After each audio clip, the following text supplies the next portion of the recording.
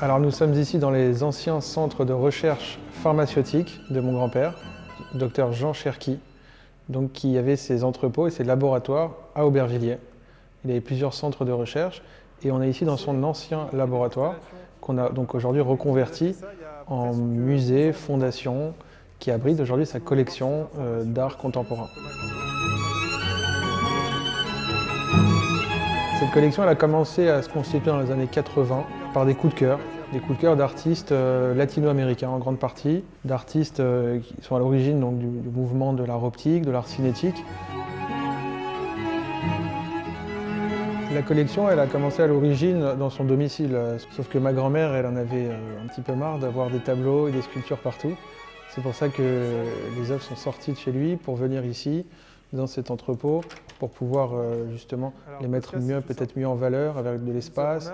Alors on a aujourd'hui des salles qui sont consacrées à des installations artistiques, on a des sculptures monumentales, donc on a vraiment un lieu de quoi s'amuser. On a à peu près ici au rez-de-chaussée un peu moins de 1000 m², 900 m² de surface d'expo, avec des salles comme celle-ci qu'on appelle la salle du Vitamine Bar, avec l'œuvre majestueuse de Jésus Raphaël Soto derrière nous. Et on a donc les miroirs que je produis depuis quelques années maintenant. Et donc il y a des salles consacrées à d'autres artistes, notamment l'installation de Thomas Canto, qui est dans la salle juste à côté. Et on a des salles où on a regroupé un peu de tout, du design, des œuvres des années 60 jusqu'à aujourd'hui. Alors c'est d'abord une passion pour l'artiste phare et l'artiste majeur de la collection, à savoir Carmelo Ardenkin, donc qui est le fondateur du mouvement Madi dans les années 50. Donc on parle d'un artiste uruguayen qui évolue ensuite en Argentine, puis après en France.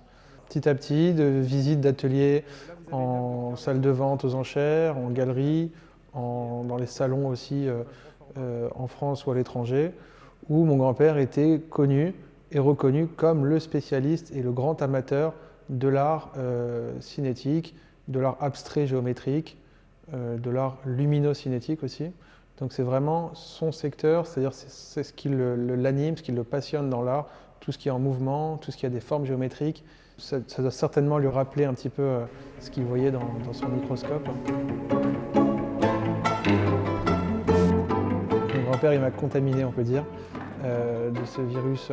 Alors dans mon œuvre design artistique, il y a un clin d'œil certes à la collection familiale.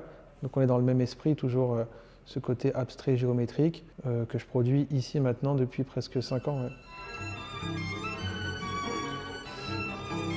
Aujourd'hui, je fais des œuvres qui, on peut dire, flirtent avec le design. Il y a une symétrie dans mes œuvres, mais il y a surtout un côté moléculaire qui est intéressant. Ces petits pointillés comme ça qu'on retrouve souvent, ce côté infinité. J'ai pas spécialement de ligne directrice, c'est-à-dire que je vais au fur et à mesure. Et puis je m'amuse avec des nouvelles créations atypiques, je teste en fait, et j'essaye de rechercher un peu tout ce qui peut être intéressant en matière de miroir et en matière de lumière. Il va s'ouvrir un petit peu, puis se refermer. Et dans quelques minutes, on a la volonté d'être un lieu à la base qui est fermé, mais on ouvre sous forme de rendez-vous, sous forme de visite.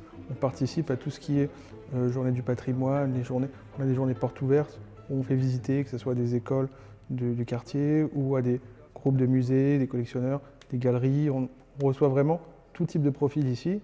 Alors l'idée c'est qu'effectivement quand on arrive devant ici, on ne s'imagine pas la richesse et la complexité du lieu. On aime bien jouer sur ce côté comme ça, un peu voyage, un petit peu univers. Hein,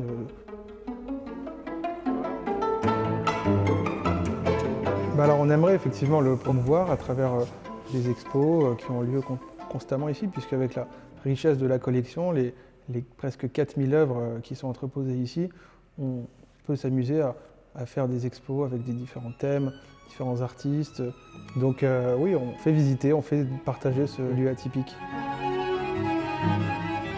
On espère que le quartier est en train de se développer. On a un futur voisin qui arrive, qui est le leader mondial dans l'organisation des expos.